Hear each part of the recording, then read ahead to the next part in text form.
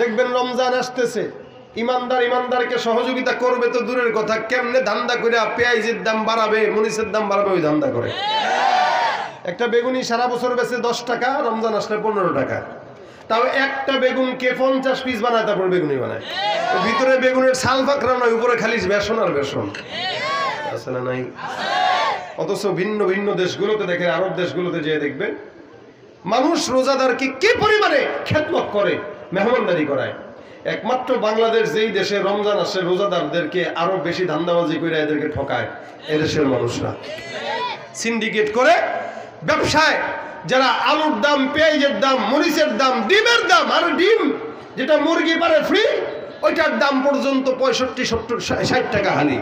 মুরগি যদি জানতো রে ভাই যে এ আমারে নিয়ে এত রাজনীতি, তাহলে পাড়া বন্ধ করে দিত কষ্টের ঠেলায়। কথা ঠিক কিনা?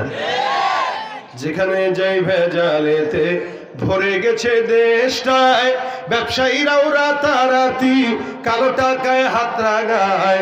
ভেজাল থেকে বাঁচতে হলে খোলা রাখো কাজ। ওরা শিক্ষিত শয়তান, ওরা শিক্ষিত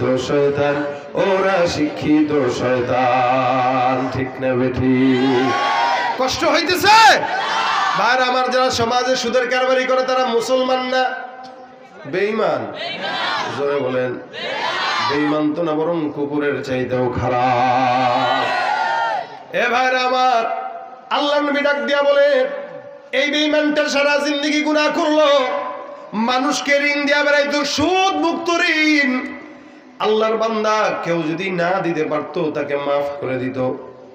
নবী করিম সাল্লাল্লাহু আলাইহি সাল্লাম বলেন, ইন্তেকাল যখন হয়ে গেল, বান্দাটা ইন্তেকালের পরে কবরে হিসাব নিকাশের সময় যখন আসবে, আল্লাহ পাক রব্বুল আলামিন ডাক দিয়া বলবে, হে বান্দা, সারা জিন্দেগি করলা গুনাহের কাজ, এমন কোন আমল নাই যে আমলের কারণে আল্লাহ তোমাকে জান্নাত দান করবে।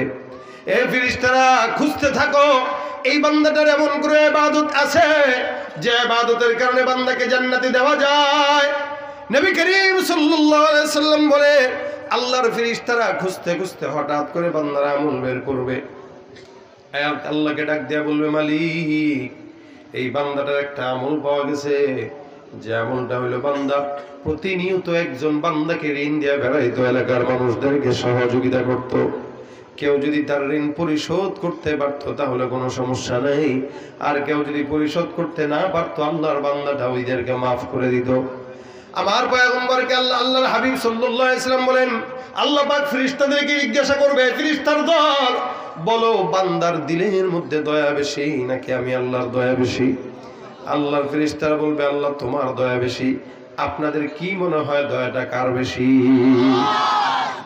হাদিস শরীফে পয়গম্বর ডাক দিয়া বলেন, মহব্বত আর প্রেম নামক বস্তুটা যখন আল্লাহ পাক বানায়, এটাকে 100 ভাগে ভাগ করে, 100 ভাগের 1 ভাগ মহব্বত আমার আল্লাহ সারা দুনিয়ার মধ্যে ছড়া দেয়।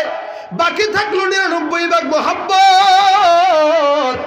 1 ভাগ মহব্বতটা এটাকে ভাগ বটোয়ারা করে ইনসানের মধ্যে দেওয়া হয়, 1 ভাগ মহব্বতকে ভাগ বটোয়ারা করে জিন্নাতের মধ্যে দেওয়া হয়, 1 ভাগ মহব্বতকে ভাগ বটোয়ারা করে সমস্ত সৃষ্টি জীবের মধ্যে দেওয়া হয়।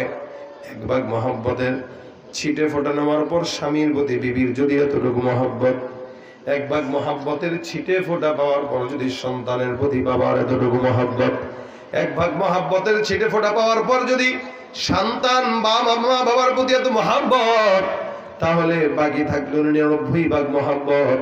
আমার নবী ডাক দিয়া বলেন, বাকি 99 ভাগ প্রেম আর ভালোবাসা আমার আল্লাহ পাক তার দিলের মধ্যে রেখে দিয়েছেন শুধুমাত্র তার বান্দাদেরকে ক্ষমা করার জন্য।